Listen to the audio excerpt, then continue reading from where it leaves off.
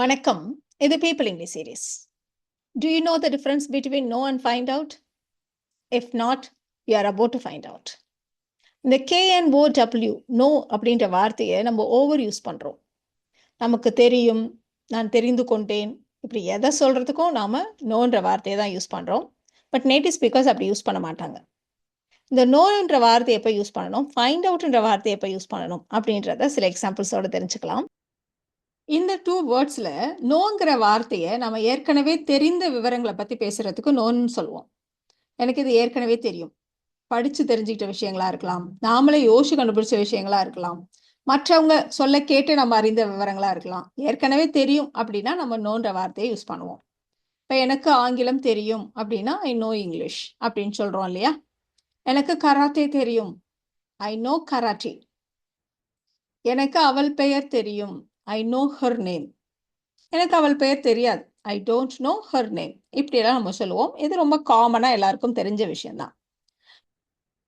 ஆனால் ஃபைண்ட் அவுட்னா ஒரு விஷயத்த புதுசாக தெரிஞ்சுக்கிறது, முயற்சி செஞ்சு தெரிஞ்சுக்கிறது. இதுக்கு தான் நம்ம ஃபைண்ட் அவுட்னு சொல்லுவோம். காமனாக இதை கண்டுபிடிக்கிறது அப்படிங்கிற அர்த்தத்தில் நம்ம டிரான்ஸ்லேட் பண்ணுவோம், கண்டுபிடி அப்படின்ட்டு. பட் ஃபைண்ட் அவுட்னா தெரிந்து கொள்வது.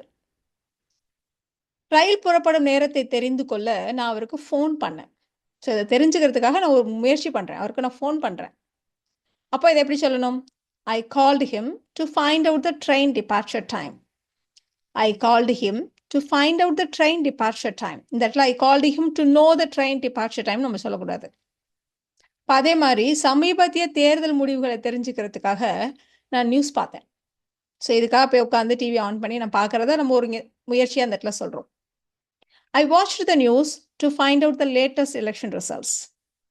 I watched the news to find out the latest election results. எனக்கு ஏற்கனவே இதை பற்றி தெரியாது, நம்ம புதுசாக தெரிஞ்சுக்கணும், அதுக்காக போய் பார்க்குறேன். அதனால தான் ஃபைண்ட் அவுட்ன்ற வார்த்தையை இந்த இடத்துல யூஸ் பண்ணுறோம். இந்த வார்த்தையோட அர்த்தத்தை தெரிஞ்சுக்கிறதுக்காக நான் இன்டர்நெட்டில் சர்ச் பண்ணேன். ஸோ இங்கேயும் தெரிந்து கொள்ள அப்படிங்கிற அர்த்தத்தில் நம்ம ஃபைண்ட் அவுட்டில் தான் யூஸ் பண்ண போகிறோம். I searched the internet to find out the meaning of the word.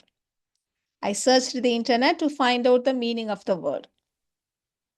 So நீங்கள் ஃபைண்ட் அவுட் அப்படின்னா தெரிந்து கொள் அப்படிங்கிற வார்த்தையை ரீப்ளேஸ் பண்ணுறதுக்கு ஃபைண்ட் அவுட்ன்ற வார்த்தையை போடணுமா அப்படின்னு நீங்கள் நினச்சிக்காதீங்க. இந்த இடத்துல நாம் முயற்சி பண்ணுறோமா இல்லையாங்கிறது மட்டும்தான் விஷயம். நான் அவர் பெயரை தெரிந்து கொள்ள விரும்புகிறேன் அப்படின்னு இருக்குது. ஸோ தெரிந்து கொள்ள நான் உடனே ஃபைண்ட் அவுட்டுன்னு போடணும் அப்படின்னு நினச்சிக்காதீங்க. இப்போ அவளோட பேர் நான் தெரிஞ்சுக்கணும்னு ஆசைப்பட்றேன், அவ்வளோதான். அதுக்காக நான் எந்த ட்ரையும் பண்ணல. சும்மா பேர் என்னென்னா தெரிஞ்சுக்கலாம், அவ்வளோதான். இதுக்காக நான் போய் யாரையும் கேட்கல, எதுவும் செய்யலை. அப்படின்னா I want to know her name, அவ்வளோதான். இந்த இடத்துல தெரிந்து கொள்ளுங்கிறதுக்காகலாம் ஃபைண்ட் அவுட் போடக்கூடாது. நான் எதுவும் முயற்சியெல்லாம் பண்ணலை, ஜஸ்ட்டு நான் விரும்புகிறேன், அவ்வளோதான். I want to know her name. ஆனால் இதுக்காக நான் ஏதாவது ஒரு முயற்சி பண்ணுறேன். இப்போ யார்ட்டையாவது கேட்குறேன், ஏன் கேட்குறீங்க? இல்லை, சும்மா அவளை பேரை தெரிந்து கொள்ள நான் விரும்புகிறேன் அப்படின்னா I want to find out her name. I want to find out her name. இப்போ இன்னொரு எக்ஸாம்பிள் கூட இதே மாதிரி எடுத்துக்கலாம். எனக்கு இப்போ தான் உண்மை தெரிஞ்சிச்சு. எனக்கு இப்போதுதான் உண்மை தெரிந்ததுங்கிறத நம்ம எப்படி சொல்லணும்? இப்போ நான் இதுக்காக எந்த முயற்சியும் பண்ணலை, நான் பாட்டுக்கு இருந்தேன். என்கிட்ட ஒருத்தவங்க விஷயத்த சொன்னாங்க, அதன் மூலமாக எனக்கு உண்மை தெரிந்தது அப்படின்னா I just came to know the truth. I just came to know the truth. இதுக்காக நான் எந்த முயற்சியும் பண்ணலை, தானாக எனக்கு விஷயத்த சொன்னாங்க. So I just came to know the truth. இதுக்காக நான் முயற்சி செஞ்சு நானே நிறைய பேர்கிட்ட கேட்டு தெரிஞ்சுக்கிட்டேன் அப்படின்னா நான் இப்போதுதான் உண்மையை தெரிந்து கொண்டேன். ரெண்டுக்கும் உள்ள தமிழ்லேயே அந்த டிஃப்ரென்ஸ் பாருங்கள். எனக்கு இப்போதுதான் உண்மை தெரிந்தது, தெரிய வந்தது அப்படி சொல்லுவோம். நாம் பொதுவாகவே தெரிய வந்ததுங்கிற வார்த்தையை அப்படியே டிரான்ஸ்லேட் பண்ணி கேம் டு நோ அப்படின்னு நம்ம சொல்லிடுவோம். இப்போ உண்மையை நான் தெரிந்து கொண்டேன் அப்படின்னா நானாவே நிறைய பேர்கிட்ட கேட்டு தெரிந்து கொண்டேன். அப்போ ஒரு முயற்சி பண்ணியிருக்கேன் இல்லையா? I just found out the truth. I just found out the truth.